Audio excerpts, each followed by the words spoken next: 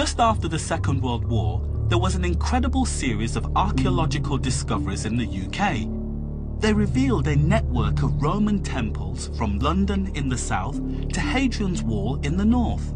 They were dedicated to a pagan religion that existed at the same time as Christianity, and to a god who had striking similarities to Jesus, Mithras.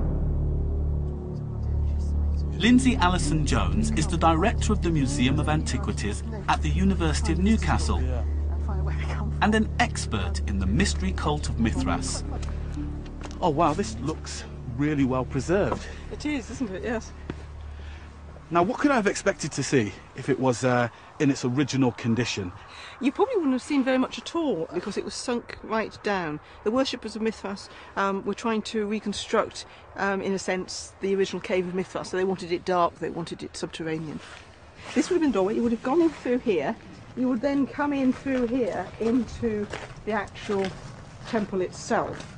And you'd see in front of you the 3 altars there. And behind that, there would be a large relief showing Mithras killing the primeval bull. That was the act of creation for the worshippers of Mithras. May he bring us help. May he bring us comfort. May he bring us joy.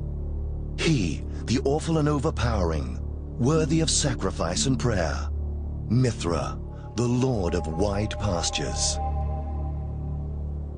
And Mithras is a god to the good side, I presume, the light. Yes, Mithras was the lord of light. He was basically attached to the sun god, who ordered Mithras to go and kill the primeval bull to release life force for the benefit of mankind. That's interesting symbolism there. Yes. So you've got this powerful deity and then this kind of sub-deity who acts as a kind of saviour figure for humankind. The rise of Mithras almost exactly parallels the rise of Jesus, although his origins could be much more ancient. Some say he was created by the Romans, others that he came from Persia and India. Mithras was seen as a saviour god. He was unusual amongst the gods in that you weren't really trying to bribe him in quite the same way that they were trying to bribe some of the other deities to make sure that your life on earth was as comfortable as possible. Mithras was rare in that he actually offered you a life after death. So if Mithras predated Jesus and is also a saviour god who offered his followers a life after death, did Christianity steal these ideas? It was a mystery cult. We certainly know that they were having ritual meals. It seems to have been a fairly basic feast, based largely on the chickens, on bread and on wine. Bread and wine. Bread and wine, yes. You know, it's got similarities with early Christianity, the sense of feasting, the sense of discipline. You don't have to appease the deity, you work at things for your own good. There's a deity who is a god of light, who is sent by a major deity to kill his nemesis in order to redeem and save the world. Yes, the early Christian fathers, who wrote a lot, were very upset about Mithraism. They thought that Mithraism was parodying Christianity. This so infuriated many early Christians that they felt they had to publicly denounce Mithras and his worshippers.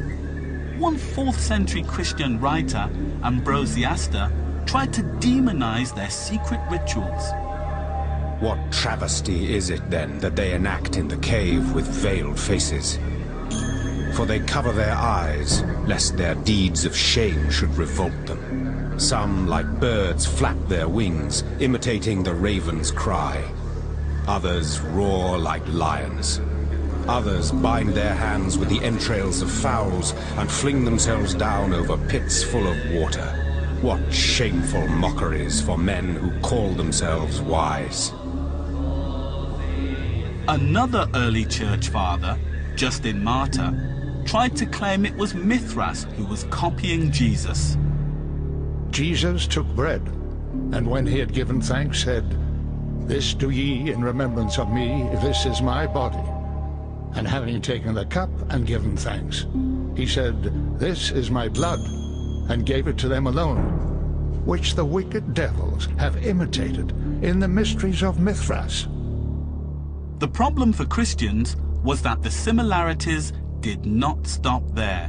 One tradition claims Mithras even had a virgin birth. Mithras, there are two stories, one that he was born from the living rock and the other that he was born from the cosmic egg. So there is potentially a crossing of ideas and even potentially a merging of ideas between Mithras and early Christianity.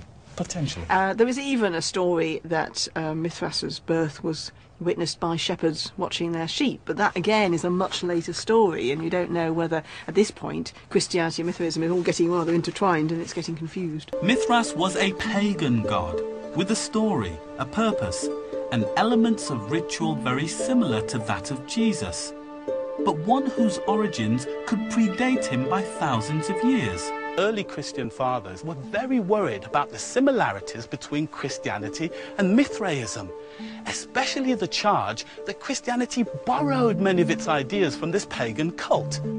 So when paganism was officially outlawed, particular animosity was shown towards Mithraism.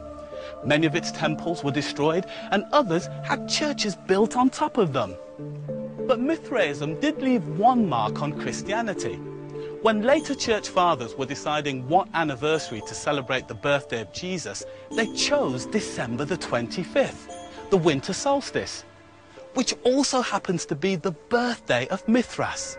I had been told that there was another place